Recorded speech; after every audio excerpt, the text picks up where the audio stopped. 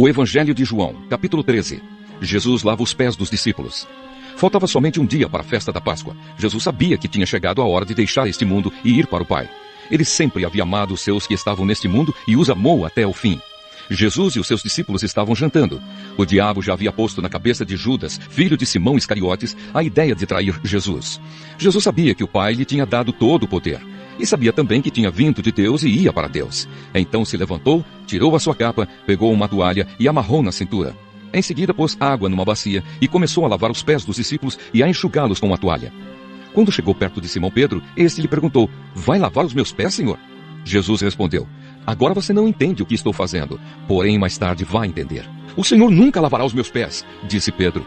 "Se eu não lavar, você não será mais meu discípulo", respondeu Jesus. "Então, Senhor, não lave somente os meus pés, lave também as minhas mãos e a minha cabeça", pediu Simão Pedro. Aí Jesus disse: "Quem já tomou banho está completamente limpo e precisa lavar somente os pés. Vocês todos estão limpos, isto é, todos menos um." Jesus sabia quem era o traidor. Foi por isso que disse: "Todos menos um." Depois de lavar os pés dos seus discípulos, Jesus vestiu de novo a capa, sentou-se outra vez à mesa e perguntou: "Vocês entenderam o que eu fiz? Vocês me chamam de mestre e de senhor, e têm razão, pois eu sou o mesmo. Se eu, o senhor e o mestre, lavei os pés de vocês, então vocês devem lavar os pés uns dos outros, pois eu dei o exemplo para que vocês façam o que eu fiz. Eu afirmo a vocês que isto é verdade. O empregado não é mais importante do que o patrão, e o mensageiro não é mais importante do que aquele que o enviou. Já que vocês conhecem esta verdade, serão felizes se a praticarem. Não estou falando de vocês todos, eu conheço aqueles que escolhi, pois tem de se cumprir o que as Escrituras Sagradas dizem. Aquele que toma refeições comigo se virou contra mim. Digo isso a vocês agora, antes que aconteça, para que quando acontecer, vocês creiam que eu sou quem sou. Eu afirmo a vocês que isto é verdade. Quem receber aquele que eu enviar, estará também me recebendo, e quem me recebe, recebe aquele que me enviou." Jesus aponta o traidor.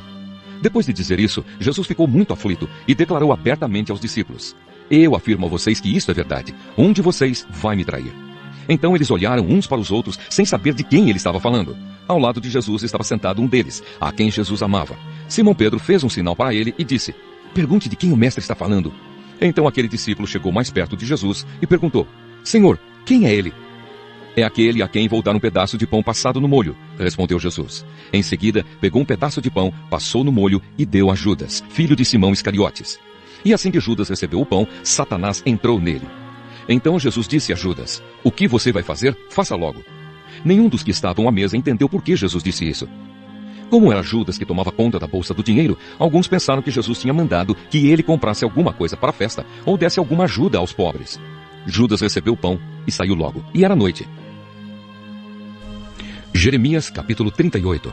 Jeremias no poço. Certa vez, Cefatias, filho de Matã, e Gedalias, filho de Pazur, e Jucal, filho de Selemias, e Pazur, filho de Malquias, ouviram o que eu estava dizendo ao povo. Eu dizia que o Senhor Deus tinha dito o seguinte: "Quem ficar na cidade morrerá em combate, ou de fome, ou de doença. Mas aquele que sair e se entregar aos babilônios não será morto, pelo menos escapará com vida e continuará a viver." Eu estava dizendo que o Senhor também tinha dito isto: "Certamente entregarei esta cidade ao exército do rei da Babilônia, e ele a conquistará." Então as autoridades disseram ao rei: "Este homem tem de morrer." Falando desse jeito, ele está tirando a coragem dos soldados que estão na cidade e desanimando todo o povo. Este homem não está procurando ajudar. O que ele quer é a desgraça de todos. O rei Zedequias disse: "Muito bem, façam o que quiserem com Jeremias. Eu não posso segurar vocês." Então eles me pegaram e me puseram dentro do poço que havia no pátio da guarda e que era do príncipe Malquias. Eles me desceram com cordas. Não havia água no poço, só lama, e eu me atolei na lama. Ebed-Meleque, um eunuco nascido na Etiópia que trabalhava no palácio real, ficou sabendo que me haviam jogado no poço. Então saiu do palácio e foi falar com o rei, que naquela hora estava julgando causas no portão de Benjamim. Ebed-Meleque disse o seguinte: "Ó rei, meu senhor, o que aqueles homens fizeram está errado. Jogaram Jeremias no poço, e ele, na certa, vai morrer de fome, pois não há mais comida na cidade." Aí o rei deu ordem para Ebed-Meleque levar 30 homens dali e me tirar do poço antes que eu morresse. Então Ebed-Meleque levou os homens ao depósito do palácio, pegou alguns trapos e roupas usadas e os desceu por meio de cordas para dentro do poço onde eu estava, e disse: "Jeremias, ponha esses trapos debaixo dos braços para que as cordas não machuquem você." Eu fiz o que ele mandou. Então me puxaram com as cordas e me tiraram do poço. Depois disso, fiquei no pátio da guarda. Zedequias pede conselho a Jeremias. O rei Zedequias mandou que me levassem até a terceira entrada do templo, onde ele estava. Então disse: Jeremias, vou lhe fazer uma pergunta e não quero que você esconda nada de mim. Eu respondi, se eu disser a verdade, o Senhor me matará.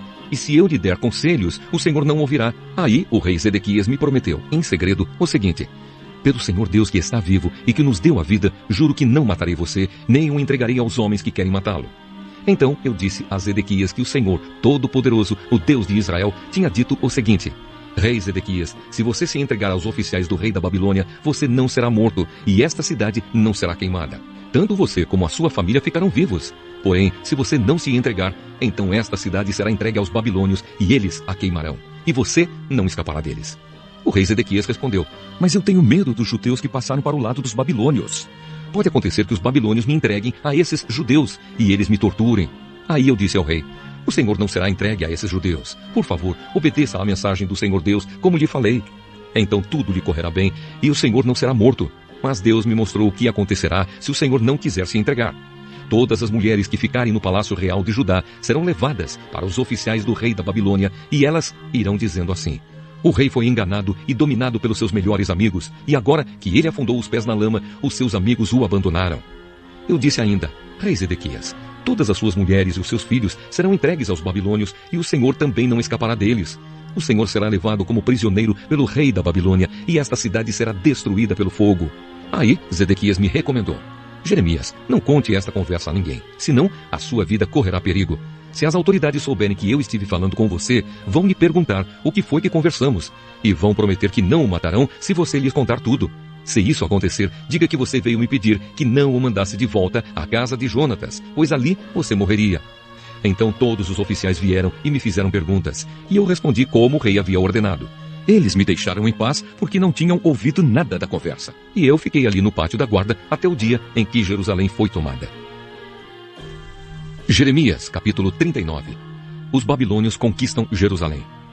No 10º mês do ano 9º do reinado de Zedequias em Judá, o rei Nabucodonosor da Babilônia veio com todo o seu exército e atacou a cidade de Jerusalém. No ano 11º do reinado de Zedequias, no dia 9 do 4º mês, eles conseguiram abrir uma brecha na muralha da cidade. Quando Jerusalém foi tomada, todos os altos funcionários do rei da Babilônia vieram e sentaram nos seus lugares, no portão do meio. Entre eles estavam Nergal-Sarezer, Sangar-Nebo, Sarzequim e outro Nergal-Sarezer. Quando o rei Zedequias e todos os seus soldados viram o que havia acontecido, tentaram fugir da cidade durante a noite. Eles saíram pelo caminho do jardim do rei, foram pelo portão que ligava as duas muralhas e fugiram na direção do vale do Jordão. Mas o exército dos babilônios os perseguiu e prendeu Zedequias na planície de Jericó. Eles o levaram como prisioneiro ao rei Nabucodonosor, que estava na cidade de Ribla, na região de Amate. Ali Nabucodonosor o condenou. Em Ribla, o rei da Babilônia mandou matar os filhos de Zedequias na presença do pai. Também mandou matar as autoridades de Judá. Depois mandou furar os olhos de Zedequias e o prendeu com correntes de bronze a fim de levá-lo para a Babilônia. Enquanto isso, os babilônios incendiaram o palácio real e as casas do povo e derrubaram as muralhas de Jerusalém. E Nebuzaradã, o comandante-geral do exército babilônio, levou como prisioneiros para a Babilônia os que haviam sido deixados na cidade e os que haviam fugido para o lado dele. Mas deixou ficar na terra de Judá algumas pessoas mais pobres, que não tinham propriedades, e lhes deu plantações de uvas e terras. Jeremias é libertado. E Nabucodonosor, rei da Babilônia, deu a Nebuzaradã a seguinte ordem a meu respeito.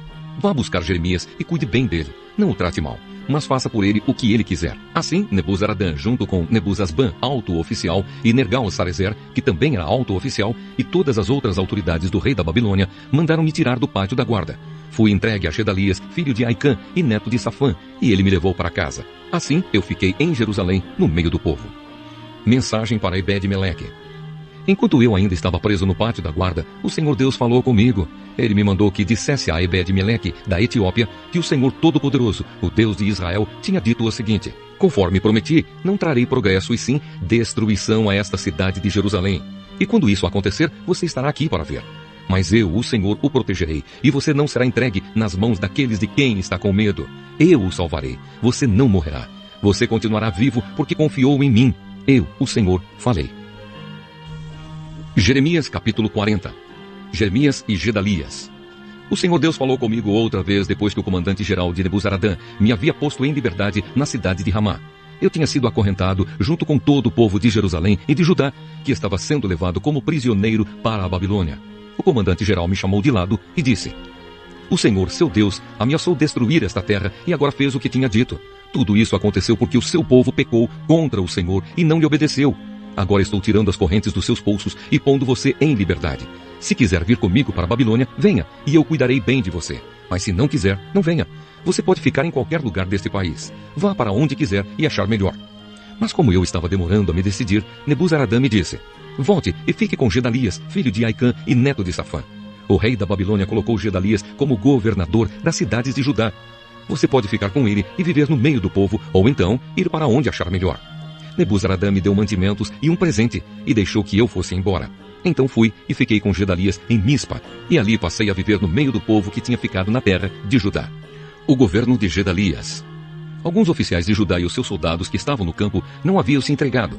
Eles ouviram falar que o rei da Babilônia tinha posto Gedalias, filho de Aicã, como governador do país e como responsável por todos aqueles que não haviam sido levados como prisioneiros para a Babilônia. Só os mais pobres ficaram no país. Então Ismael, filho de Netanias, e Joanã, filho de Cariá, e Seraías, filho de Tanumete, e os filhos de Efai, da cidade de Netofa, e Jezanias, de Maacá, foram com seus homens até Mispa, a fim de falar com Gedalias. E Gedalias lhes disse: eu dou a minha palavra que vocês não precisam ter medo de serem dominados pelos babilônios. Fiquem morando nesta terra, trabalhem para o rei da Babilônia, e tudo correrá bem para vocês. Eu mesmo vou ficar em Mispa, e quando os babilônios chegarem, serei o representante de vocês. Vocês podem colher e guardar frutas, armazenar vinho e azeite e morar nas cidades que vocês conquistaram. Da mesma forma, todos os judeus que estavam em Moabe, Amon, Edom e em outros países ouviram dizer que o rei da Babilônia tinha deixado que alguns judeus ficassem vivendo em Judá. Souberam também que ele havia posto Gedalias como governador deles. Aí, os judeus saíram de todos os lugares onde estavam espalhados e voltaram para a terra de Judá. Eles foram até Mispa, onde vivia Gedalias, e fizeram muito vinho e colheram muitas frutas. A morte de Gedalias. Depois disso, Joanã, filho de Cariá, e os chefes dos soldados que não se haviam entregado aos babilônios foram a Mispa, onde Gedalias estava, e lhe disseram: sabe que Baalis, rei de Amon, mandou Ismael, filho de Netanias, matar o Senhor? Mas Gedalias não acreditou. Então Joanã lhe disse o seguinte em particular: deixe que eu mate Ismael, e ninguém vai ficar sabendo quem o matou. Por que deixar que ele mate o Senhor? Se isso acontecer, todos os judeus que se ajuntaram em volta do Senhor se espalharão, e isso será uma desgraça para todo o povo que ficou em Judá. Mas Gedalias respondeu: não mate Ismael. O que você está dizendo a respeito dele é mentira.